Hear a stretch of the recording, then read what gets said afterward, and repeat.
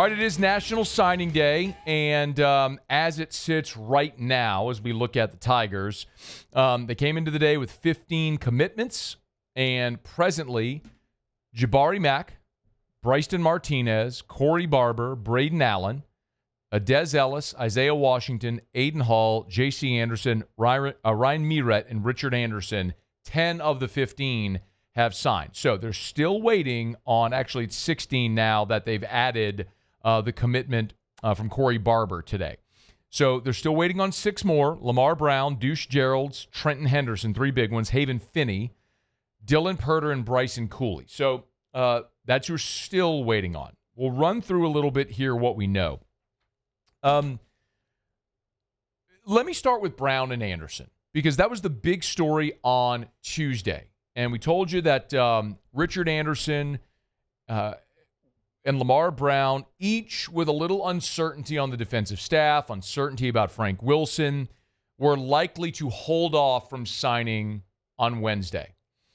I had a call late Tuesday night that there was about a 3-hour meeting at football ops. Remember, they're in a dead period, so the prospect can't go see the coach. That ended after Sunday. So, remember, Lamar Brown was up there to meet Lane Kiffin on Sunday. Well, after Sunday, dead period, nobody could go up there as far as players. So last night, Richard Anderson's coach, Bryce Brown from Edna Carr, and his representatives went to football ops.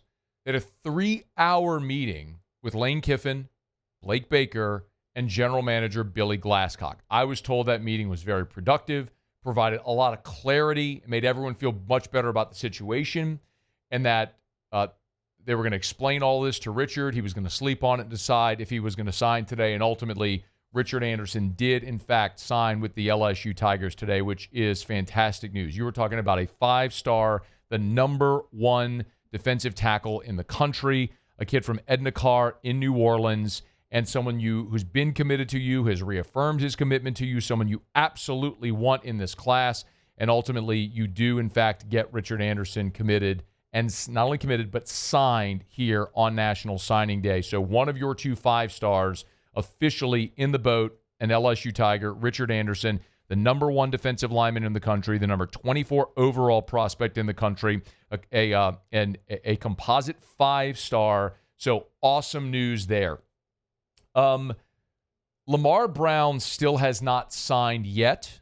There was word out of University High today that Brown is going to hold off. He's not going to sign today. He'll wait. I did have a couple of phone calls literally right as we were coming on the air. A lot of people have wondered, is this a late push from some of the other schools that recruited him? Of course, LSU, Texas A&M, Miami were kind of among those finalists for Lamar Brown. Maybe are they trying to throw money at Lamar here in the 11th hour? I was told literally minutes before we came on air that is not the case. This is a situation with Lamar where he just wants more clarity on the defensive staff. Is Blake Baker going to be here? Who is going to be his position coach? Is Frank Wilson going to be on the staff? And that's something that's not going to be answered today. Blake Baker interviewed for the Tulane job earlier this week, and as I understand it, the athletic director there would prefer to have a coach who has head coaching experience, but there are a lot of boosters and people within the Tulane ecosystem that want Blake Baker to be the coach, and Blake Baker is actually the betting favorite, as of right now, to be the Tulane head coach. So while I'm told Blake has agreed verbally to be back at LSU and join Lane Kiffin's staff, that could certainly change if his alma mater offers him the head coaching job.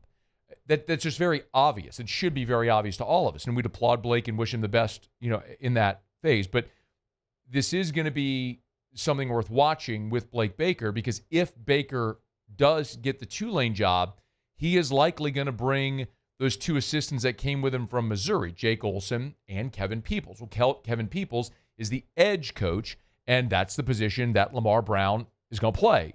So, yes, it absolutely matters who's going to be here on staff in those positions in particular with these 2 defensive linemen that we're discussing. So, Lamar Brown, during his time, his primary recruiter is Kevin Peoples, and his secondary recruiter is Frank Wilson. So we still don't know what's going to happen yet with Coach Frank. So I think it's just a little bit of due diligence here.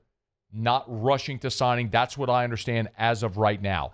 There's been a lot of talk about Frank Wilson, and I don't consume a lot of content, y'all. I mean, I create a lot of content if you follow any of what I do. So it's very hard for me to spend time consuming when I'm creating a lot of time. But when I start to get peppered with questions on certain things, I know something's buzzing. And so I'm not exactly sure what people are saying, but I know there's some question about Frank Wilson's roles and some of these guys not signing. I can tell you unequivocally today that Frank Wilson has told these guys, sign with LSU. Like, it's going to be fine, sign with LSU. Like, do you remember when Frank Wilson was introduced as the interim head coach at LSU? Like, remember that press conference? Like, after Brian Kelly was fired, they promote Frank Wilson, and his job is, like, to keep this thing together. Like, this is what Frank said about LSU.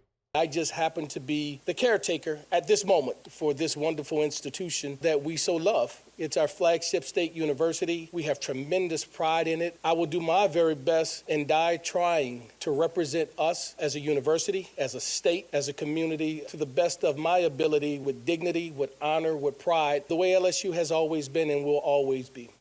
Like, do you honestly think that man is, like, sabotaging something? Like, I can't believe I actually have to waste breath talking about that stupidity. But please stop that, whoever is starting that. That's absurd. Anyway, so those are the two big fish right now. Anderson is signed. We wait on Brown, but it sounds like it's going to be okay. I know I have talked about in the past high school NIL being a factor. Because remember, in Louisiana, you can pay high school athletes. Like, the collective can do high school NIL deals. So the collective can pay high school athletes. You can't do that with the college athletes anymore. Everything has to go through a clearinghouse. That standard is not there for high school NIL. So I can tell you, like, LSU's, the By Traditions Collective has paid Lamar Brown and Richard Anderson and Deuce Gerald and Haven Finney and Trenton Henderson. Like, these guys have gotten money, and they are contractually there are buyout clauses in those deals where if they ultimately flip, they have to pay back the money they've been given. Now, we're not talking about like seven-figure amounts here, okay? So it's not like it's tenable amounts that if a school wanted to get this big-time prospect, they would pay that money back. But it is something to consider, these guys that have already been paid by the LSU collective to sign, and ultimately you think they'd get this across the finish line. So we'll keep an eye on that. Also of note, everyone is making their prediction that the quarterback who's committed to South Carolina, Landon Duckworth, is expected to flip to LSU. As of this moment, that has not happened yet, but that is expected to happen. And when you think about it, LSU is in such desperate need for a quarterback. And Duckworth visited LSU for the Louisiana Tech weekend. There's a bunch of photos of him with Lamar Brown. Obviously, that was a different staff, but it's someone who is committed to an SEC school that who's from Jackson, Alabama. So clearly, Lane Kiffin is familiar with him and the staff. They did their evaluation. He's the number 10 quarterback in the country, the number 144 national prospect. And you look at LSU's quarterback room, Michael Van Buren, Colin Hurley, that's it. So, I mean, does Juwan Johnson count? Okay, maybe. Are we talking about Emil Picarella as a walk-on? Okay, maybe. But Ole Miss this year on their roster has six quarterbacks on their roster this year.